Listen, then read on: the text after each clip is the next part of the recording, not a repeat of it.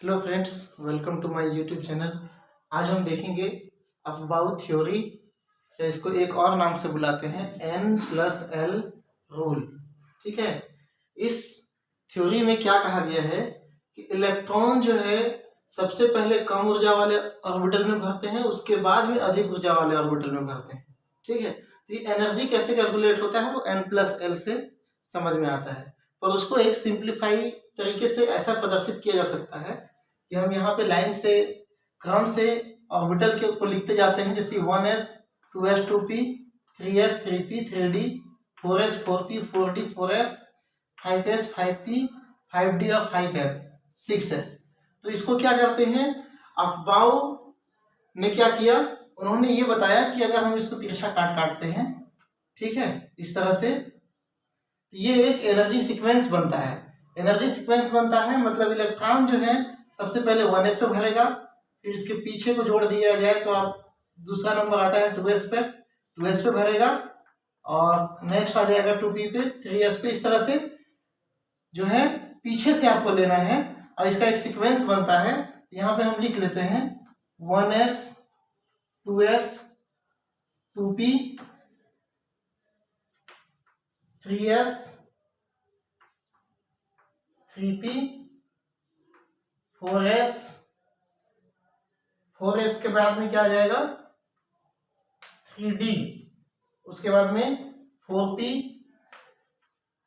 और 4p के बाद में 5s के बाद में 4d फिर 5p 6s। ये एनर्जी सीक्वेंस बन गया। इस एनर्जी सीक्वेंस में यहां पे आप देख रहे हैं कि 3p के बाद में 4s भर रहा है, 4s के बाद में 3d भर रहा है। जो नॉर्मली हम सोचते हैं, हमारा थिंकिंग ये होता है कि 3p के बाद में 3d भरेगा, उसके बाद में 4s के बाद में 4p। ऐसा नहीं होता। इसको समझाने के लिए क्या बताया गया है, इसको N+L से कैलकुलेट कर लेते हैं। N क्या है, मेन क्वांटम नंबर, L क्या है, सेकेंडरी क्वांटम नंबर। तो यहाँ पे कैलकुलेट करते हैं, इसका तीनों का करके देखते हैं। तीनों का नहीं, ये दोनों का करेंगे तो समझ में आ जाएगा। 4s के लिए N+L का वैल्यू क्या हो जाएगा, 4s के लिए N+L का वैल्यू, N यहाँ पे 4 है और s का मान क्या होता है 0, s का मान क्या होता है, L की वैल्यू 0, p के लिए 1, d के लिए 2, इस तरह से वैल्यू होता है। क्वांटम नंबर में हमने देखा है। ठीक है। यहाँ पे 4 + 0 करेंगे तो इसकी वैल्यू क्या आ जाएगी 4, और 3d की वैल्यू निकालते हैं तो N+L के फॉर्मूला के अनुसार n की वैल्यू क्या हो जाएगी 3d का हो जाएगा आपका 3 + d की वैल्यू क्या है 2, तो इसकी वैल्यू क्या आ रही है 5। मतलब N+L को कैलकुलेट करने से इसकी जो वैल्यू आ रही है 4 से अधिक आ रही है। मतलब यहां से ये स्पष्ट होता है N+L रूल से कि 3d का जो एनर्जी होगा वो 4s से क्या होगा, अधिक होगा। तो 4s क्या होगा, पहले भरेगा, उसके बाद में 3d भरेगा। तो यहाँ पे आप किसी को भी निकाल के देख सकते हैं। जैसे 3d और 4p का निकालें, 3d और 4p का निकालें। ये डायग्राम तो समझ में आ गया होगा, इसको मैं मिटा देता हूं। मैं आपको N+L रूल समझाता हूं। ठीक है। यहाँ पे 3d का वैल्यू कितना आया था, 3 + 2 = 5। ठीक है। 4p का क्या आया है, n की वैल्यू यहाँ पे क्या है 4 + p के लिए वैल्यू क्या आ रहा है 1 = 5।